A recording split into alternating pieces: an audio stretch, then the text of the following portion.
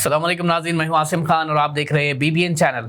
आइए देखते हैं आज की top 10 news. Israel UN agency को अपनी टेरिटरी में काम करने से रोक रहा है, जिस पर आज यूनाइटेड नेशंस की सबसे बड़ी अदालत सुनवाई कर रही है, जिसके जरिए फ़लस्तीनी सिविल अफराद तक ज़रूरी इंसानी मदद पहुंचाना यकीनी और आसान बनाया जा सके। ये बात अभी वाज़ेह नहीं है कि किसी भी रूलिंग्स का इजराइल पर कोई असर होगा या नहीं, जिसमें कम से कम 68 अफराद हलाक और 47 जख्मी हुए। यूएस मिलिट्री सेंट्रल कमांड ने एक बयान में कहा कि हम अपने ऑपरेशनल अप्रोच में बहुत एहतियात से काम लेते हैं, लेकिन हम ये नहीं बताएंगे कि हमने क्या किया है या क्या करने वाले हैं। टेस्ला और स्पेसएक्स के CEO एलॉन मस्क ने सोशल मीडिया प्लेटफॉर्म एक्स पर लिखा कि मेडिकल फील्ड में रोबोट्स कुछ सालों में अच्छे सर्जन्स को और 5 साल में सबसे बेहतरीन ह्यूमन सर्जन्स को पीछे छोड़ देंगे।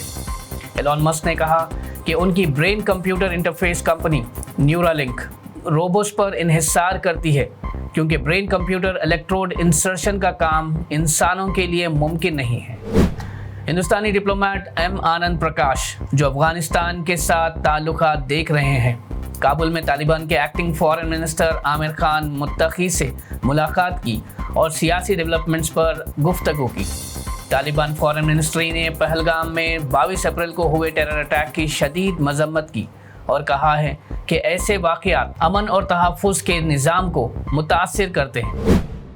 आने वाले हज 2025 सीज़न के हवाले से सऊदी अरेबिया की general secretariat of the council of senior scholars ने दोबारा ये वाज़ेह किया है कि किसी भी शख्स के लिए हज करने से पहले वैलिड परमिट लेना लाजमी है और परमिट के बगैर हज करना गुनाह होगा।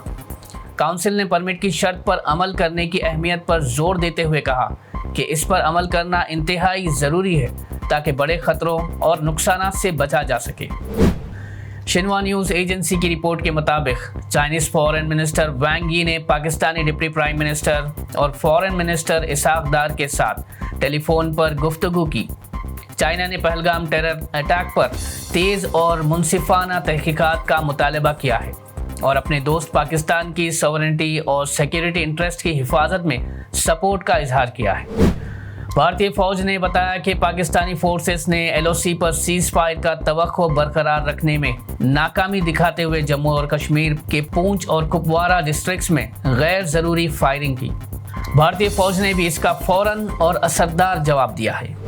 फ़िरक़ावाराना मज़ामीन फैलाने के इल्ज़ामात में हिंदुस्तान ने 16 पाकिस्तानी यूट्यूब चैनल्स पर पाबंदी लगा दी, जो कि भारतीय फ़ौज और सिक्योरिटी एजेंसीज़ के ख़िलाफ़ गलत और गुमराह कुन रिवायात फैला रहे थे। ये फैसला भारत सरकार ने मिनिस्ट्री ऑफ होम अफेयर्स के सिफारिश के बाद लिया। हैदराबाद में सोने की कीमतों में आज थोड़ी सी कमी देखी गई, जबकि इस महीने में सोने की कीमतों ने 1 लाख क्रॉस करके 9 दफ़ा रिकॉर्ड तोड़ा है। आज 22 कैरेट सोने की कीमत 79,400 और 24 कैरेट सोने की कीमत 97,530 है। इस साल की शुरुआत में 22 कैरेट सोने की कीमत 71,500 और 24 कैरेट सोने की कीमत 88,000 थी। इस साल सोने की कीमतों में जुमला 25% से ज़्यादा का इजाफा हुआ है।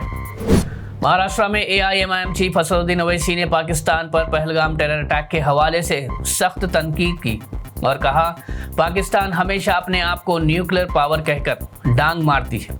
याद रखो, अगर तुम किसी मुल्क में घुसकर मासूम लोगों को मारोगे तो वो मुल्क खामोश नहीं रहेगा।